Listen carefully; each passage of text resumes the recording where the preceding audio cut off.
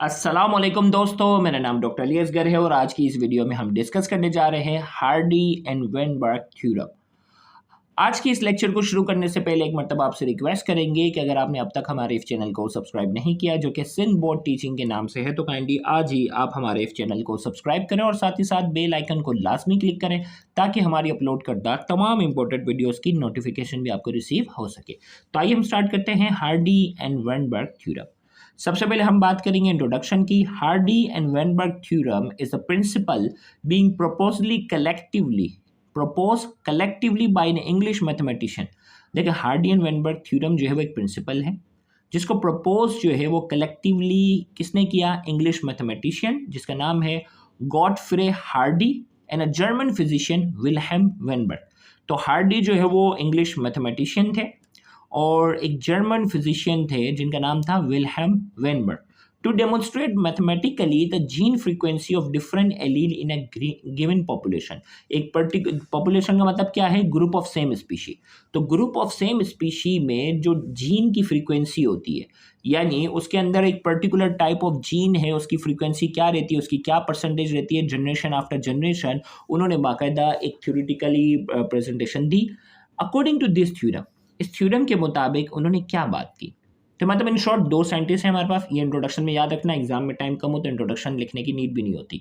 According to this theorem the frequency of dominant allele would not tend to increase, the genetic variation in a population will remain constant from one generation to the next in the absence of disturbing factor. ये यहाँ हट जाएगा। तो यहाँ ये कह रहा है the frequency of dominant allele, याद रखिएगा जेनेटिक्स वाला इससे पहले हमने चैप्टर पढ़ा है ना, डोमिनेंट एलील क्या होता है, रिसेसिव एलील क्या होता है। वो कह रहा है the frequency of dominant allele would not tend to increase. एक पर्टिकुलर पॉपुलेशन में जो फ्रीक्वेंसी होती है डोमिनेंट एलील की या फ्रीक्वेंसी जो होती है वो रिसेसिव एलील की होती है, उसमें ना कोई कमी बेशी नहीं आती। Would not tend to increase, वो बढ़ेगा नहीं। The genetic variation in a population will remain constant, और ये जो जेनेटिक वेरिएशन होता है वो क्या रहता है? कांस्टेंट रहता है from one generation to the next in the absence of disturbing factor. कोई डिस्टर्बिंग फैक्टर ना हो। डिस्टर्बिंग फैक्टर का मतलब कोई तब्दीली ऐसी ना आ जाए, इन्वायरमेंटल फैक्टर ना आ जाए, कोई जेनेटिक फैक्टर ना आ जाए।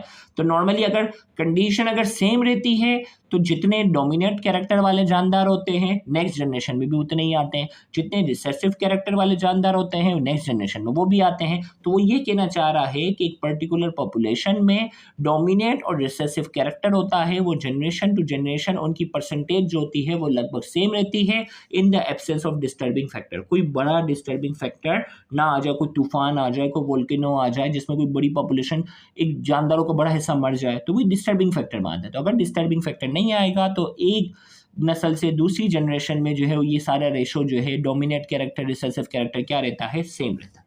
आइए अब हम एक्सप्लेनेशन की बात करते हैं। When mating is random in a large population with no disturbing circumstances. Mating क्या हो? रेंडमली एक जानदार दूसरे जानदार से रिप्रोडक्शन कर रहा है इन अ लार्ज पॉपुलेशन। पॉपुलेशन जो है वो लार्ज हो यानी बहुत बड़ा ग्रुप हो जानदारों का, विथ नो डिस्टर्बिंग सर्कमस्टेंसेस, और उसमें कोई डिस्टर्बिंग फैक्टर्स जो है वो ना हो, कोई तूफान, कोई हादसा, कोई बीमारी इस तरह की नहीं आई है।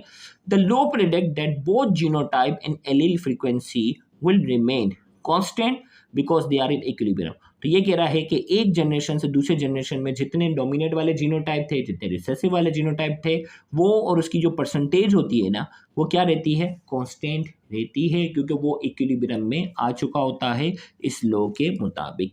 अब जो है वो उन्होंने हार्डी और वेनबर्ग ने इस बेस पर जो है वो इक्वेशन जो लिखी है वो हम बताते हैं। Hardy and Weinberg equation.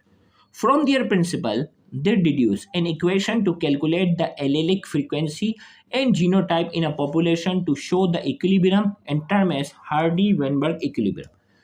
इसके प्रिंसिपल के मुताबिक उन्होंने क्या कहा? दे डिड्यूस एन इक्वेशन, उन्होंने एक इक्वेशन बनाई calculate the allelic frequency, allele की फ्रीक्वेंसी और जीनोटाइप को कैलकुलेट करने में इन अ पॉपुलेशन, किसी भी पॉपुलेशन में, to show the equilibrium, equilibrium show करने के लिए, और उस इक्वेशन को नाम दिया गया हार्डी एंड वेनबर्ग इक्विलिब्रियम। अब ये जो फॉर्मूला आपको नजर आ रहा है पी स्क्वायर बराबर है 2pq प्लस क्यू स्क्वायर बराबर है 1 के, तो बज़ाहिर जो है ये लगता है कि भाई ये तो a प्लस बी का होल स्क्वायर बना दिया, इन्होंने कौन सी इक्वेशन बना दी। लेकिन ये इक्वेशन किस बेस पर बनी है आइए थोड़ा समझाता हूँ।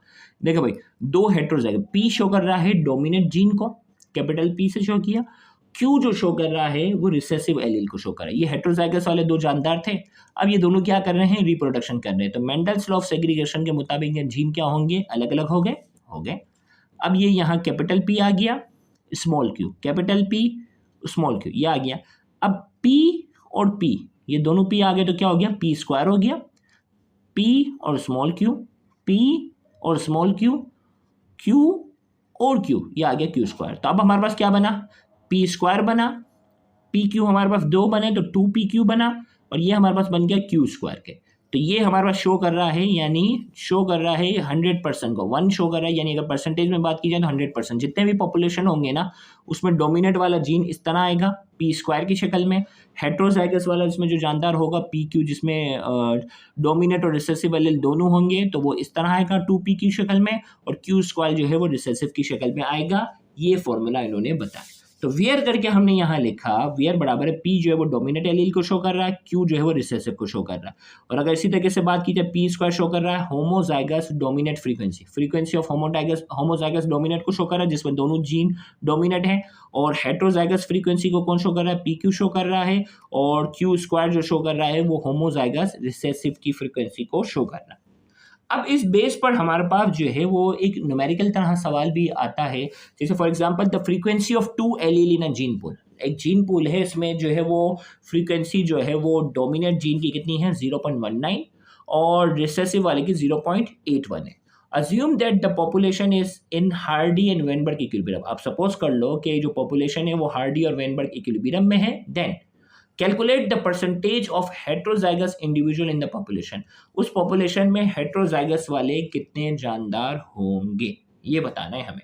तो सबसे पहले हमने यहाँ लिखा हार्डी एंड वेनबर्ग इक्विलिब्रियम में डोमिनेंट वाले को कैपिटल पी से शो करते हैं, स्मॉल को रिसेसिव वाले को जो है वो स्मॉल क्यू से शो करते हैं। हमें क्या चाहिए, हेटेरोजाइगस जो है ना हार्डी एंड वेनबर्ग इक्विलिब्रियम में पी स्क्वायर बराबर है 2pq प्लस क्यू स्क्वायर बराबर है 1 के, ये था ना हमारे पास। तो हमें चाहिए हेटेरोजाइगस इंडिविजुअल, यानी हमें 2pq की क्या चाहिए, वैल्यू चाहिए। तो 2pq हमें ये वैल्यू चाहिए, तो 2 आ गया, p कितना है 0.19, क्यू कितना है 0.18, इन तीनों को मल्टीप्लाई किया कितना हो गया 0.31 आंसर आ रहा है। हमें अगर परसेंटेज में चाहिए तो आंसर क्या किया, मल्टीप्लाई बाय 100, तो हमारे पास कितना हो गया 2pq की वैल्यू आ रही है 31%।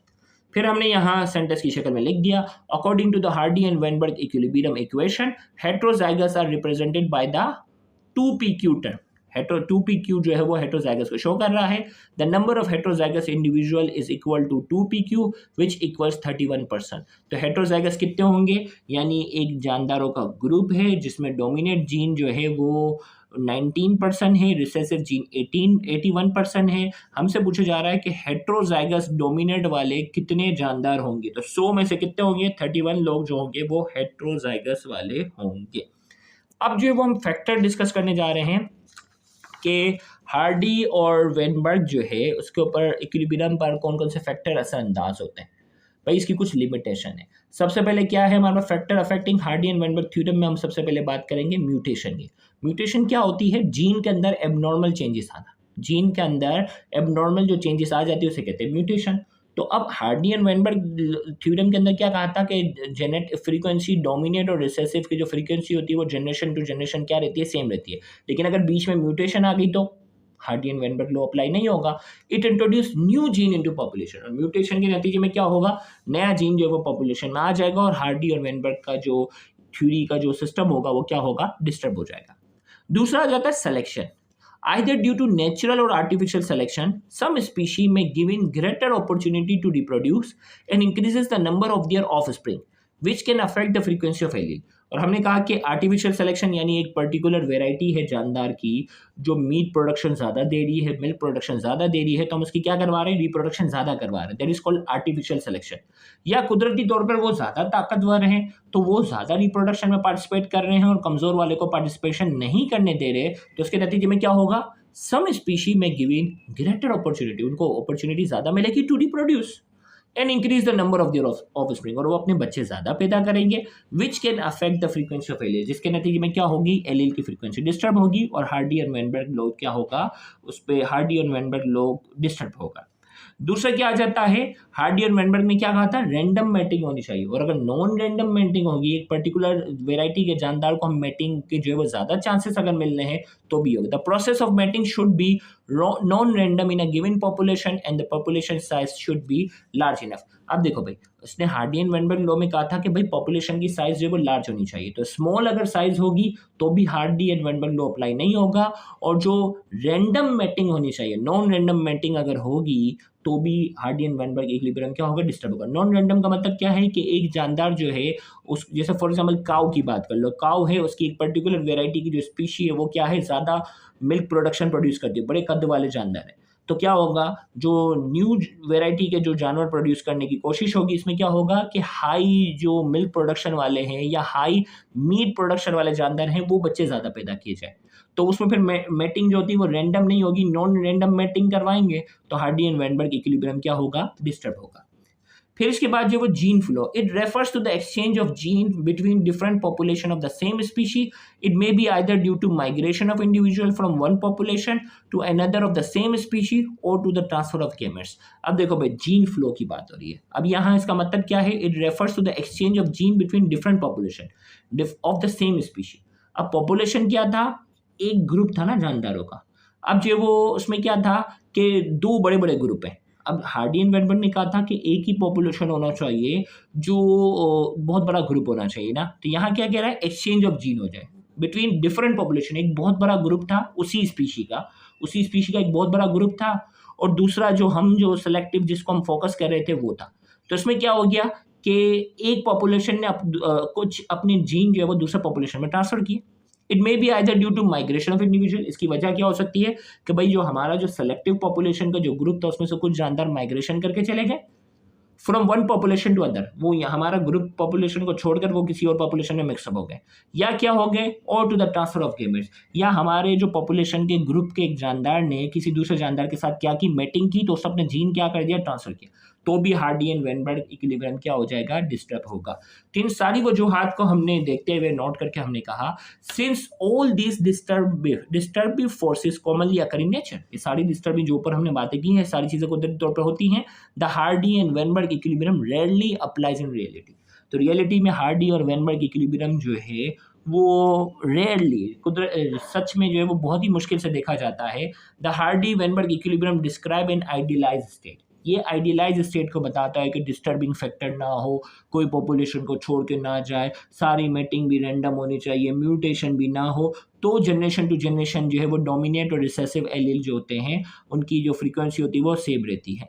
Genetic variation in nature can be measure एफ changes from this equilibrium state, और ये जो इक्विलिब्रियम स्टेट है ना, अब जेनेटिक वेरिएशन हमें अगर मेजर करनी है, कैलकुलेट करनी है, तो ये जो इक्विलिब्रियम स्टेट जो हार्डी एंड वेनबर्ग ने बताया था ना, उससे कितनी ज़्यादा तब्दीली आती है, उससे ज़्यादा अगर तब्दीली आएगी तो जेनेटिक वेरिएशन आना शुरू हो जाएगी। तो Hardy and Weinberg in short एक आइडियलाइज लो है, आइडियल लो है, रियलिटी में जो है वो इसमें बहुत सारे फैक्टर होते हैं जो हार्डी एंड वेनबर्ग पर असरअंदाज होते हैं, लिहाजा ये लो परफेक्टली रियलिटी में अप्लाई नहीं होता।